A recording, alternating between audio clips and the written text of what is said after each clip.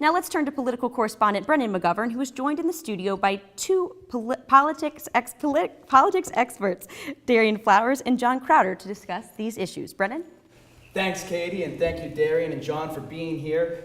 Darian, you just finished your term as SGA Executive President. You're a college Republican, and you have worked on many campaigns, both in North Carolina and your home state of Ohio. And John Crowder, thank you for being here. You are a college Democrat. You represent the Arts and Sciences Department in the state Student Senate, And let's start today with the college voters bill, because that's what affects students at Elon probably the most, especially those who live in North Carolina.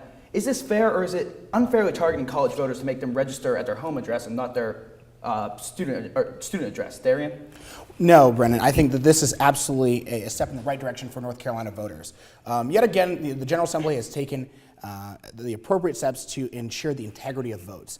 Not only do students live in college residencies that are temporary, the fact is that their parents, as listing them as dependents, receive tax incentives based on a local, state, and federal statutes that give them the incentives to be listed as dependents. Now, we're just trying to make sure that the voting registration process is equitable for all North Carolina voters. John, why should students be allowed to vote from their student address?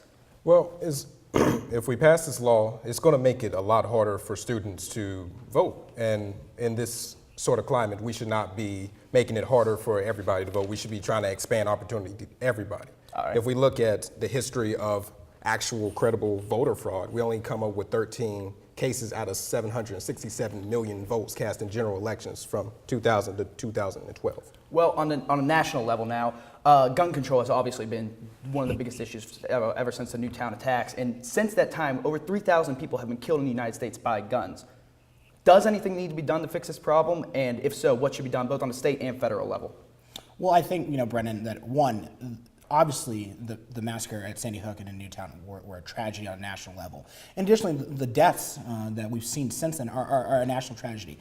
But I think making sure that the fact is that while it may be cliche, that the fact is that it's the people behind those tools that they're using to kill those unfortunate school children, but also folks across the cities in the U.S. And I think that now more and more. Now, 93% of North Carolinians do support background checks. And background checks are things that we already have an existing law, and so I think members of my party and in both the House and the Senate are more advocates of improving existing statutes than reinventing the wheel with additional. John, do you think background checks should be expanded, or any gun control measures should be expanded?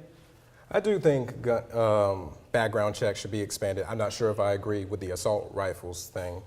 However, I think we should increase the amount of gunfire locators so that we can hear the sounds of the bullets and identify what gun they are. All right. Well, thank you very much, both of you, for being here with us today to discuss these issues, shedding some light. And thank you for joining us. Back to you, Brian. Thank you.